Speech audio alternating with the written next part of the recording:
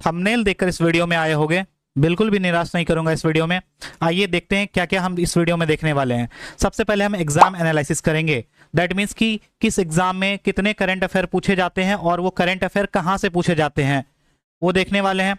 Current affair as a burden, most of the student को current affair burden लगता है, लगना भी चाहिए। करंट अफेयर होते ही इतने हैं कि बाकी सारे सिलेबस पीछे छूट जाता है करंट अफेयर करने के चक्कर में। तीसरा, राइट रिसोर्स सिलेक्शन, यानी आने वाले एग्जाम में हम कौन से ऐसे रिसोर्स का सिलेक्शन करें ताकि हमारा करंट अफेयर वाला क्वेश्चन बिल्कुल भी एग्जाम में ना छूटे और लिमिटेड रिसोर्स में ही हमारा काम हो जाए। और देखने वाले important topic for SSC exam, यानी ऐसे कौन से करंट अफेयर के टॉपिक हैं जो बार बार एसएससी अपने एग्जाम में रिपीट करती है। सबसे पहले हम आ जाते हैं अपने पहले टॉपिक की और एग्जाम एनालिसिस। ये करंट अफेयर का क्वेश्चन है जो पिछले लास्ट ईयर एग्जाम यानी 2025 और 2024 का एग्जाम के एनालिसिस करने के बाद इस ग्राफ को मैंने क्रिएट किया है। सबसे पहले देखो, सीजीएल के एग्जाम में 5 क्वेश्चन पूछा गया था पिछले साल के करंट अफेयर में, और वहीं स्टेनो के एग्जाम में भी 5 क्वेश्चन पूछा गया था पिछले लास्ट ईयर में। सीएचएसएल में 7 क्वेश्चन, मोर देन सीजीएल और स्टेनो। यहाँ सीजीएल और स्टेनो से ज्यादा क्वेश्चन है सीएचएसएल में। सेम एज फेज 13 में 6 क्वेश्चन पूछा गया, सीपीओ में 8 क्वेश्चन पूछा गया। आपको लग रहा होगा कि 8 क्वेश्चन बहुत ज्यादा है, लेकिन एक बात यहाँ गौर करने वाली है कि ये आउट ऑफ 50 क्वेश्चन 8 क्वेश्चन है। जैसा कि पता है कि 50 क्वेश्चन होता है हर सेक्शन में सीपीओ में, जिस वजह से जीएस में भी 50 क्वेश्चन होता है, वहां 50 में से 8 करंट अफेयर पूछा गया है। बाकी सारा जो एग्जाम दिख रहा है सीजीएल, स्टेनो, सीएचएसएल, एमटीएस, वहां आउट ऑफ 25 क्वेश्चन पूछा गया है। और वहीं जब हम एमटीएस को देखते हैं तो एमटीएस में भी 7 क्वेश्चन पूछा गया आउट ऑफ 25। इस डेटा को समझने से पहले एक और डेटा समझते हैं। ये करंट अफेयर का डेटा है। सबसे पहले देखते हैं कि सीजीएल में जो करंट अफेयर की संख्या है वो सीएचएसएल से कंपैरेटिवली कम है, और सेम एज सीएचएसएल में एमटीएस से कंपैरेटिवली कम है। दैट मीन्स कि सीजीएल में जो करंट अफेयर पूछा जाएगा वो कम पूछा जाएगा कंपैरिजन टू सीएचएसएल, यानी सीएचएसएल में ज्यादा पूछा जाएगा, और सेम एज और सीएचएसएल में कम पूछा जाएगा, एमटीएस में ज्यादा पूछा जाएगा। तो सबसे अधिक करंट अफेयर किसमें पूछा जाएगा? एमटीएस जैसे एग्जाम में पूछे जाएंगे, फिर उसके बाद सीएचएसएल, और सबसे कम पूछा जाएगा सीजीएल में। कम मतलब इतना भी कम नहीं, कम मतलब अगर 4 से 5 क्वेश्चन पूछ रहा है, दैट मीन्स कि ये सीधा सीधा 8 से 10 मार्क्स का डिफरेंस क्रिएट करता है। इस बात को ध्यान रखना। एक और चार्ट को देख लेते हैं। ये ईयर वाइज करंट अफेयर का डिस्ट्रीब्यूशन है। दैट मीन्स कि 2025 में कितना करंट अफेयर पूछे गए अलग अलग एग्जाम में। येलो सेक्शन 2025 को डिनोट कर रहा होगा, पिंक वाला 2024 को, मरून वाला 2023 को, और जो ये ग्रीन वाला सेक्शन है बियॉन्ड 2023। दैट मीन्स कि इसमें बहुत सारे एग्जाम का डेटा है जो 2022 से पहले, 2021, 2020, यानी इन सभी एग्जाम में पूछा गया डेटा है। इस डेटा को क्रिएट करने में काफ़ी मेहनत लगा। उम्मीद करते हैं कि आपको वीडियो पसंद आ रही हो, तो आप चैनल को सब्सक्राइब करेंगे और अपने दोस्तों तक शेयर करेंगे। अब सबसे पहले देख लेते हैं कि सीजीएल में करंट अफेयर की संख्या क्या थी 2025 में। यानी 2025 में जो भी सीजीएल का एग्जाम हुआ, जितने भी शिफ्ट में एग्जाम हुआ, उन सारे शिफ्ट मिलाकर 76 क्वेश्चन अकेले पूछा गया था किसमें? 2025 में। और जस्ट उससे 1 साल पहले आते हैं यानी 2024 में, तो ओनली 37 क्वेश्चन पूछा गया था। दैट मीन्स कि क्वेश्चन की संख्या सीधे डबल हो गई है हमारे 2025 के एग्जाम में, जब से एडिक्विटी एग्जाम कराना स्टार्ट की है। दैट मीन्स कि करंट अफेयर का वेटेज अब बढ़ा है, पैटर्न चेंज होने की वजह से, जो वेंडर चेंज हुई है जिसकी वजह से करंट अफेयर का इंपॉर्टेंस आपके जीएस सेक्शन में बढ़ा है। और 2023 में भी कम था, 26 क्वेश्चन था, और बाकी 143। आपको लग रहा होगा ये 143 मतलब बहुत ज्यादा। ये 2-3 साल का डेटा है, यानी 2023 से पहले 2022, 2021, 2020 इन सभी का डेटा है। इस वजह से आपको ये ज्यादा संख्या में दिख रहा होगा, ऐसा नहीं है। ये 2-3 साल का डेटा है, इधर ग्रीन वाला 2-3 साल का डेटा है। सीएचएसएल में भी देख लेते हैं। देखो सीएचएसएल में number of question of current affair 170 है, यानी यहां से 2.5 टाइम्स, 2.5 गुना ज्यादा है इसमें सीएचएसएल में। दैट मीन्स कि सीएचएसएल में करंट अफेयर की संख्या सीजीएल से ज्यादा है। और आपस में जब कंपैरिजन करते हैं, यानी सीएचएसएल 24 में 71 था और वहीं सीएचएसएल 25 में 170 क्वेश्चन हो गया। दैट मीन्स कि सीएचएसएल में भी करंट अफेयर की संख्या बढ़ी है एडिक्विटी आने से। इस बात को ध्यान रखना। उससे पहले 9 ही क्वेश्चन पूछा गया था सारा शिफ्ट में, और बाकी 225 बाकी सारे बियॉन्ड 2023 में। सेम एज फेज एग्जाम का डेटा देख लेते हैं। फेज एग्जाम लिमिटेड शिफ्ट में ही हुआ था, इस वजह से 27 क्वेश्चन देखते हैं 25 में, 8 क्वेश्चन 24 में, 8 क्वेश्चन 23 में, और 23 से पहले जितने भी एग्जाम, जितनी साल के एग्जाम हुए उसमें 43 क्वेश्चन, और स्टेनो में भी 14 क्वेश्चन, 25 में 8 क्वेश्चन, 24 में 3 क्वेश्चन, 23 में और उससे पहले जो भी हुआ है यानी 2023 से पहले जितने भी स्टेनो हुए उसमें से 25 क्वेश्चन पूछा गया है। एक बात यहां से आपको समझ में आ रहा होगा कि करंट अफेयर का इंपॉर्टेंस बढ़ा है। जब करंट अफेयर का इंपॉर्टेंस बढ़ा है तो हमको इसके अपने स्टडी में भी शामिल करने के लिए हमें जागरूक होना पड़ेगा। अब सबसे पहले देख लेते हैं कि current affair as a burden क्यों फील होता है स्टूडेंट को। क्योंकि ROI दैट मीन्स की रिटर्न ऑफ इन्वेस्टमेंट बहुत कम होता है। यानी आप अगर इसमें ज़्यादा समय दे रहे हो तो आपको इसका आउटपुट बहुत कम मिलने वाला है। दैट मीन्स कि अगर आप, जरूरी नहीं कि करंट अफेयर आपने जिस बुक से पढ़ा वहां से एग्जाम में आ ही जाए। हो सकता है ये 150 पेज का किताब था, आपने पढ़ा, यहाँ से 2 क्वेश्चन भी करंट अफेयर का नहीं आया। दैट मीन्स कि रिटर्न ऑफ इन्वेस्टमेंट काफी कम है करंट अफेयर में, जिस वजह से ये स्टूडेंट को बर्डन लगता है। दूसरा प्रॉब्लम क्या है, जो स्टूडेंट होते हैं वो न्यूज़पेपर भी पढ़ते हैं करंट अफेयर पढ़ने के लिए, मंथली मैगजीन्स भी पढ़ते हैं, साथ ही साथ यूट्यूब की वीडियोस भी देखते हैं जो मंथली या वीकली या डेली करंट अफेयर की वीडियोस होती है। यही स्टूडेंट की सबसे बड़ी गलती है, क्योंकि जब आप इन समय टाइम वेस्ट करोगे तो बाकी के सब्जेक्ट कब करोगे। आपके पास करने के लिए इंग्लिश है, आपके पास करने के लिए मैथ्स है, आपके पास करने के लिए GS का सेक्शन है। अगर आप सिर्फ और सिर्फ करंट अफेयर में टाइम वेस्ट करोगे तो बिल्कुल भी नहीं होने वाला। देखो, जो पेपर न्यूज़ में पढ़े होगे, मतलब जो करंट अफेयर न्यूज़ में पढ़े होगे वही तुम्हें मंथली वाले में देखने मिलता होगा मैगजीन्स में, और सेम एज यूट्यूब में करते होगे। यानी यहाँ पर कंटेंट का रिपीटेशन हो रहा है, ये बिल्कुल भी नहीं करना है, जिस वजह से तुम्हें करंट अफेयर बर्डन लगता है। यहाँ पर एक और इंपॉर्टेंट पॉइंट है 80-20 प्रिंसिपल, 80-20 रूल। ज़्यादातर जो करंट अफेयर होते हैं, 80% जो करंट अफेयर होते हैं वो 20% टॉपिक से ही आते हैं। यानी ये बहुत अच्छा तरीका है कि आप उन 20% टॉपिक को, इंपॉर्टेंट टॉपिक को पढ़ लो जहाँ से 80% क्वेश्चन आता है। तो 80-20 प्रिंसिपल को ध्यान नहीं रखते हैं स्टूडेंट, जिसकी वजह से उसे बर्डन फील होता है। दूसरा, स्टैटिक लिंकेज नहीं करते हैं। बहुत सारा अब करंट अफेयर स्टैटिक लिंकेज के साथ आ रहा है। अब स्टैटिक लिंकेज क्या है, जैसे कोई करंट अफेयर है, एग्जांपल के तौर पे कि आप बताओ कि अभी जो रिसेंटली 2024 में नोबेल प्राइज मिला था वो किनको मिला था, ये तो करंट अफेयर हो गया। अब इससे रिलेटेड स्टैटिक जीके क्या पूछ सकती है कि नोबेल प्राइज पहली बार कब मिला था, भारत में ऐसे कौन से व्यक्ति थे जिनको पहली बार नोबेल प्राइज मिला था, लिटरेचर का पहला नोबेल प्राइज किनको मिला था। यानी आप करंट अफेयर को स्टैटिक के साथ लिंक कर दिए हैं, that is called static linkage. ये करना बहुत जरूरी है। और लास्ट और मोस्ट इंपॉर्टेंट, फोमो यानी फियर ऑफ मिसिंग आउट। बहुत सारे स्टूडेंट को लगता है कि अगर मैंने करंट अफेयर की वीडियो नहीं देखी जो मेरे फेवरेट सर ने यूट्यूब पर पोस्ट की है, जो उन्होंने मैगजीन दिया है, तो मेरा छूट जाएगा। ऐसा कुछ नहीं होता है। तो आपको फोमो में नहीं फंसना है। बहुत सारे टीचर फोमो क्रिएट करते हैं, फियर ऑफ मिसिंग आउट। आपको लगता है कि अगर ये नहीं पढ़े तो एग्जाम में छूट जाएगा, इनसे बचना। फोमो से अगर आप बच गए तो आप अच्छा मार्क्स सिक्योर कर लोगे एग्जाम में। फोमो सिर्फ करंट अफेयर के लिए नहीं हुई, किसी भी एग्जाम में किसी भी टॉपिक में फोमो क्रिएट किया जाता है यूट्यूबर्स के द्वारा। इनसे आपको बचना है हमेशा। देखो, मोस्ट इंपॉर्टेंट बात है, जो ये करंट अफेयर देख रहे हो ना फर्स्ट वाला, ये बहुत सारे स्टूडेंट ऐसे मैगजीन्स उठाकर ले आते हैं जिसमें यूपीएससी, बीपीएससी, यूपी पीसीएस और पीसीएस एग्जाम जैसे करंट अफेयर पूछे जाते हैं। ये आपके लिए इंपॉर्टेंट नहीं है, ये बिल्कुल नहीं करना है। ये इसमें नंबर ऑफ पेजेस बहुत ज्यादा होगा लेकिन इसका आउटपुट कुछ नहीं निकलने वाला। सेम एज ऐसे भी करंट अफेयर नहीं करना है जो रेलवेज, स्टेट एग्जाम, बैंक और एसएससी, इस तरह का करंट अफेयर जो बुक्स मार्केट में मिलता है। तो करना क्या है वो मैं अगले हिस्से में बताने वाला हूं। राइट रिसोर्स सिलेक्शन क्या होना चाहिए। देखो, आपको जो मार्केट में बुक्स मिलता है, अलग अलग मैगजीन्स, वो पढ़ना चाहिए, या जो कोचिंग में जो मटेरियल प्रोवाइड किया जाता है वो पढ़ना चाहिए। तो मेरा जो आंसर होगा कि आपको जो मटेरियल कोचिंग में मिलता है उसे पढ़ना चाहिए। क्यों? क्योंकि मार्केट में जो बुक मिलता है वो बड़ा ही जेनरिक होता है। जेनरिक इन सेंस कि वो बनाता किसी एक एग्जाम को ध्यान में रख के नहीं।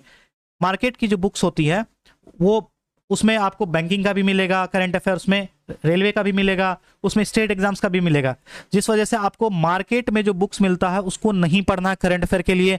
आपको पढ़ना क्या है, जो कोचिंग मटेरियल जो प्रोवाइड किया जाता है उनको पढ़ना है। अलग अलग यूट्यूब चैनल या ऑफलाइन कोचिंग वाले जो प्रोवाइड करते हैं उन्हें पढ़ना है। एक मोस्ट रिलायबल सोर्स बता देता हूँ, RBE शुभम जैन सर का। ये जो करंट अफेयर प्रोवाइड करते हैं एग्जाम से कुछ दिन पहले, ये पढ़ लेना। ये बहुत इंपॉर्टेंट है क्योंकि ये लिमिटेड रिसोर्स बताते हैं और टू द पॉइंट एसएससी पर ही ये फोकस्ड है इनका current affair. PYQ element check नहीं करना, ये भी गलती है स्टूडेंट की। यानी करंट अफेयर की बुक उठा के ले आते हैं, क्या वो आपको करना क्या चाहिए, उस करंट अफेयर की बुक को देखना चाहिए क्या इससे PYQ में जो प्रीवियस ईयर क्वेश्चन है क्या करंट अफेयर इनसे आई है। अगर आई है तो फिर वो ठीक है आपके लिए रिसोर्स, नहीं तो इसे भी इग्नोर करो। और ऐसे करंट अफेयर की बुक चुनो, ऐसे करंट अफेयर की पीडीएफ चुनो जिसमें कम पेज हो और ज़्यादा यूटिलिटी हो, यानी लेस पेज और हाई यूटिलिटी वाला पेज चुनो। आपको बड़े बड़े करंट अफेयर मोटे मोटे पेज वाले नहीं चुनने चाहिए, छोटा और पतला हो, क्रिस्प हो, जो हाई यूटिलिटी आपको प्रोवाइड करे। Avoid multi teacher trap. बहुत स्टूडेंट करते हैं कि मेरा फेवरेट टीचर का नोट्स आ गया करंट अफेयर को लेकर, मेरे दूसरे वाले सर का भी करंट अफेयर का नोट्स आ गया, मार्केट में मेरा फेवरेट पब्लिशर का बुक भी आ गया, मैं सारा कर लेता हूं। यही सबसे बड़ी गलती होती है। यानी मल्टी टीचर ट्रैप में नहीं पढ़ना है। एक टीचर का जो जेन्युइन टीचर है, जिनका जेन्युइन पीडीएफ है, जिनसे करंट अफेयर आता है भर भर के, उनका पीडीएफ पकड़ो और उनको कंप्लीट कर दो। उसमें भी सब नहीं करना है, मैं अभी बताने वाला हूं इंपॉर्टेंट टॉपिक। तो चलिए अगले इंपॉर्टेंट टॉपिक की ओर देख लेते हैं, क्या इंपॉर्टेंट टॉपिक है और कैसे एग्जाम में पूछा जाता है। कुछ इंपॉर्टेंट टॉपिक है, मैं बहुत ही लिमिटेड लगभग 16 या 17 टॉपिक बताने वाला हूं, जिससे most of the current affair आपके एग्जाम में पूछे जाएंगे। सबसे पहला है जो रिपब्लिक डे अभी हाल ही में हुआ था 2026 में, उससे रिलेटेड बहुत सारे क्वेश्चन आ सकते हैं। कैसे आ सकते हैं, उस रिपब्लिक डे का क्या थीम रहा होगा वो पढ़ लेना, कौन कौन से चीफ गेस्ट आए थे उस रिपब्लिक डे में, और 2026 में जो रिपब्लिक डे हुआ था उसका बेस्ट टेबू किनको मिला था, यानी जो अलग अलग झांकी होती है उस झांकी में फर्स्ट अवार्ड सेकंड अवार्ड किनको मिला था, ये पढ़ लेना। दूसरा टॉपिक है मेजर नेशनल कॉन्फ्रेंस, जो भारत में अलग अलग कॉन्फ्रेंस होते हैं। एग्जांपल के तौर पे जैसे 28 नेशनल यूथ कॉन्क्लेव हुआ था 2025 में, इससे रिलेटेड आपको क्वेश्चन देखने मिल सकता है एग्जाम में। इंडियन क्लीन एयर समिट हुआ था, इसके अलावा और भी बहुत सारे समिट हैं, यानी जो भी नेशनल कॉन्फ्रेंस हुआ इनको देख लेना, इनसे क्वेश्चन आने की संभावना अधिक रहती है। तीसरा अवार्ड एंड ऑनर, जो अवार्ड और ऑनर पीएम मोदी जी को मिला हुआ है उनको पढ़ लेना। जैसे कि अभी ऑर्डर ऑफ ओमान के द्वारा मिला है, great honour Nishan of Ethiopia यानी इथोपिया के द्वारा मिला है। इसके अलावा मित्र विभूषण जो श्रीलंका के द्वारा अवार्ड मिला है नरेंद्र मोदी जी को, यानी हमारे देश के प्रधानमंत्री को, वो पढ़ लेना। इनके अलावा बहुत सारे देश हैं जैसे घाना, साइप्रस, इन सारे देश के द्वारा भी हमारे जो प्रधानमंत्री नरेंद्र मोदी हैं उनको अवार्ड मिला है, वो सारे पढ़ लेना, बहुत इंपॉर्टेंट है। और अगला है यूनियन बजट। यूनियन बजट में जो भी इंपॉर्टेंट कीवर्ड्स हैं, हाईलाइट हैं, उनको देख लेना। अगला है 2025 और 2026 में स्टेट वाइज स्कीम जो आई थी, अलग अलग स्टेट में अलग अलग स्कीम्स होती हैं, उस स्कीम्स को कर लेना। लेकिन सारे स्कीम्स को करने की जरूरत नहीं, स्कीम्स बहुत सारे होते हैं, आपको लिमिटेड स्कीम्स ही करना है जो इंपॉर्टेंट हो। नोबेल प्राइज का विनर, यानी कौन सा नोबेल प्राइज किनको मिला है, किस फील्ड में, लिटरेचर के फील्ड में किनको मिला है, फिजिक्स, बायोलॉजी यानी मेडिसिन के फील्ड में, केमिस्ट्री के फील्ड में, फिजिक्स के फील्ड में, लिटरेचर के फील्ड में, पीस के फील्ड में किनको नोबेल प्राइज मिला है, वो पढ़ लेना। अगला है अवार्ड विनिंग बुक्स, जो भी अवार्ड्स विनिंग बुक या ऑथर हैं 2025 और 26 में, उनको पढ़ लेना। जैसा कि अभी पता है जैसे कि पुलित्जर प्राइज हो गया, बुकर प्राइज हो गया, इन प्राइज को, इसके अलावा भी जो भी अवार्ड विनिंग बुक्स होगा उनको पढ़ लेना। नोटेबल इंडियन ऑबिचरीज, दैट मीन्स कि अभी हाल ही में किनका निधन हुआ था, जो फेमस भारत ऑबिचरी जिनकी निधन हुई थी उनके बारे में पढ़ लेना। एग्जाम्पल के तौर पे अभी देवेंद्र सिंह जी का निधन हुआ था, जो हॉकी के बहुत बड़े प्लेयर थे, उनके बारे में देख लेना। अजीत पवार जी जो पॉलिटिशियन थे, इसके अलावा रामवाजी सुतार का भी निधन हुआ था, जो स्टैच्यू ऑफ यूनिटी के बनाने में उनका काफी बड़ा योगदान था। इस तरह के क्वेश्चंस भी पढ़ लेना। अगला major achievement by Indian women, जो भारतीय महिलाओं के द्वारा क्या क्या अचीवमेंट किया गया है, मेजर अचीवमेंट, उनको पढ़ना है। जैसे एग्जाम्पल के तौर पे अभी फर्स्ट विजुअली इंपेयर्ड वोमेन जो जज बनी है केरला की, उनके बारे में पढ़ना।